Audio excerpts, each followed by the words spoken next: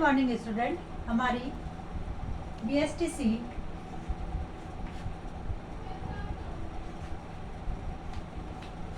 Second year social science में जो third unit चल रही है, इकाई 3, आज का हमारा टॉपिक है, आज का प्रकरण है NCF 2005।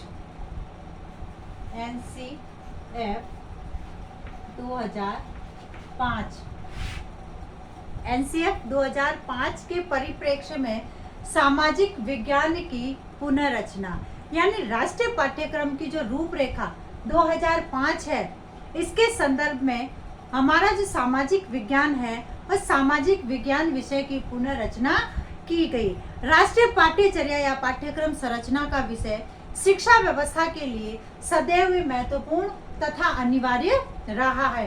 प्रत्येक राष्ट्र की भांति भारतवर्ष में भी एक ऐसे पाठ्यक्रम की कल्पना की जा रही है जो शिक्षा व्यवस्था में गुणात्मक और क्रांतिकारी परिवर्तन ला सके। यानी इस संदर्भ में प्रथम प्रयास राष्ट्रीय शिक्षा नीति 1986 जो हम कर चुके हैं, 1986 के द्वारा 1986 के द्वारा जो प्रस्तुत प्रतिवेदन दिया गया था, इस प्रतिवेदन में राष्ट्रीय पाठ्यक्रम संरचना की आवश्यकता एवं महत्व पर विशेष रूप या विशेष बल प्रदर्शित किया गया था। विशेष रूप से ध्यान दिया गया आवश्यकता और उसके महत्व पर। फिर उसके बाद NCERT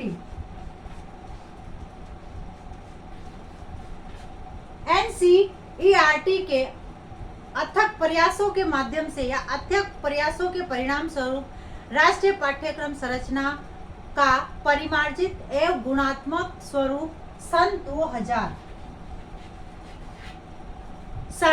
2000 में प्रस्तुत किया गया। अतः इसे राष्ट्रीय पाठ्यक्रम संरचना, राष्ट्रीय पाठ्यक्रम संरचना, राष्ट्रीय पाठ्यक्रम संरचना 2000, राष्ट्रीय पाठ्यक्रम संरचना 2000 नाम से जाना गया। इस प्रकार राष्ट्रीय पाठ्यक्रम संरचना सन 2005 NCF 2005 के 2005 से पूर्व राष्ट्रीय पाठ्यक्रम संरचना जो कि 1968, इससे पहले 2005 से पूर्व 1968 कोठारिया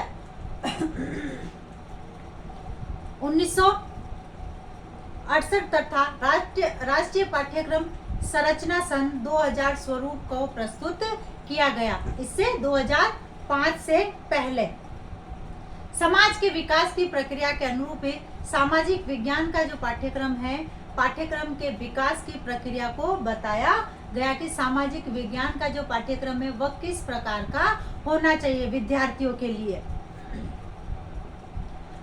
समाज विकास की प्रक्रिया के अनुरूप ही सामाजिक विज्ञान पाठ्यक्रम की विकास की प्रक्रिया को बताया। इस अवधारणा को कार्य रूप में परिवर्तित करते हुए तत्कालीन NCERT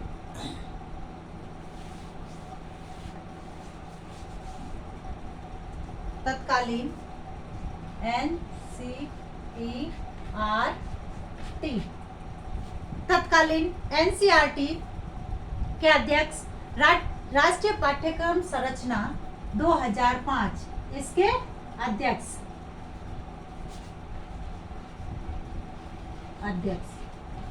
इनके अध्यक्ष ने 2005 को प्रस्तुत किया। इसमें राष्ट्रीय पाठ्यक्रम संरचना 1988 एवं राष्ट्रीय पाठ्यक्रम संरचना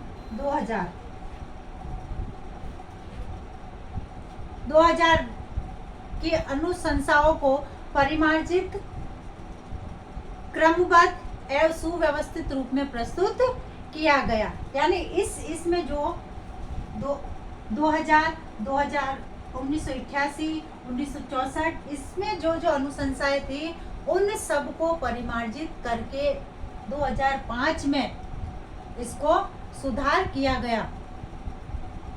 अतः राष्ट्रीय पाठ्यचर्या 2005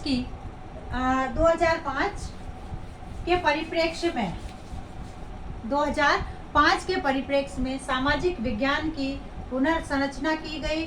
पुनर्संरचना से संबंधित कुछ ऐसे बिंदुओं को सम्मिलित किया गया जिसके आधार पर हमारा जो ये सामाजिक अध्ययन का जो पाठ्यक्रम है किस प्रकार का होना चाहिए विद्यार्थियों के लिए। इसमें सबसे पहले है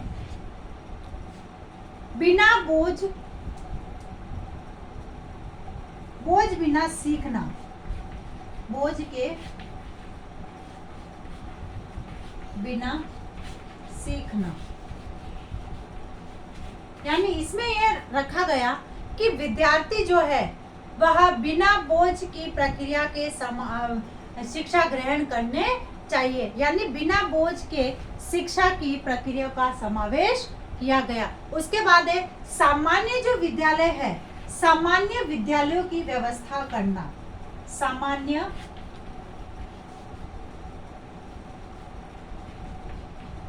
विद्यालयों की व्यवस्था, सामान्य विद्यालयों की व्यवस्था करना जिसमें विद्यार्थियों को सामाजिक विज्ञान से संबंधित जो ज्ञान है वह दे सके। उसके बाद है धर्मनिरपेक्षता का समावेश। धर्मनिरपेक्षता का समावेश यानी इसके आधार पर सभी धर्मों को एक समान रखा जाए और विद्यार्थियों को धर्मनिरपेक्षता की शिक्षा दी जाए। फिर है सामाजिक भावनाओं का समावेश। सामाजिक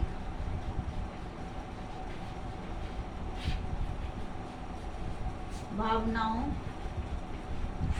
का समावेश।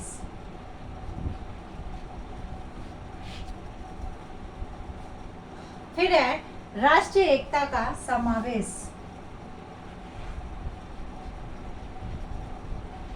राष्ट्रीय एकता का समावेश इस पाठ्यक्रम में होना चाहिए।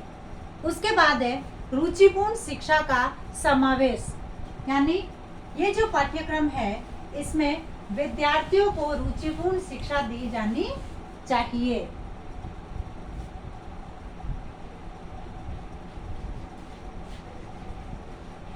रुचिपूर्ण शिक्षा, रुचिपूर्ण शिक्षा का समावेश किया गया। फिर है छात्रों का स्वतंत्र विकास। इसके माध्यम से छात्रों का स्वतंत्र विकास होना चाहिए। स्वतंत्र विकास। फिर है शिक्षक सशक्तिकरण का समावेश। शिक्षक सशक्तिकरण, शिक्षक सशक्तिकरण का समावेश। उसके बाद है अभिभावकों की सहभागिता। अभिभावकों की सहभागिता। फिर है पूर्व कार्यों का समावेश। यानी पहले जो कार्य करने हैं उनको इसमें सम्मिलित किया गया। फिर वित्तीय एवं मानवीय शोधों पर विचार करना, मानवीय मूल्यों का समावेश करना और पूर्व कार्यक्रमों की असफलताओं पर विचार करना कि इससे संबंधित जो पूर्व में जो कार्यक्रम बने हैं वह कार्यक्रम क्यों असफल हुए हैं, उनकी असफलताओं पर विचार करना। तो इस प्रकार से एनसीएफ 2005 इसका राष्ट्रीय सामाजिक अध्ययन के संदर्भ में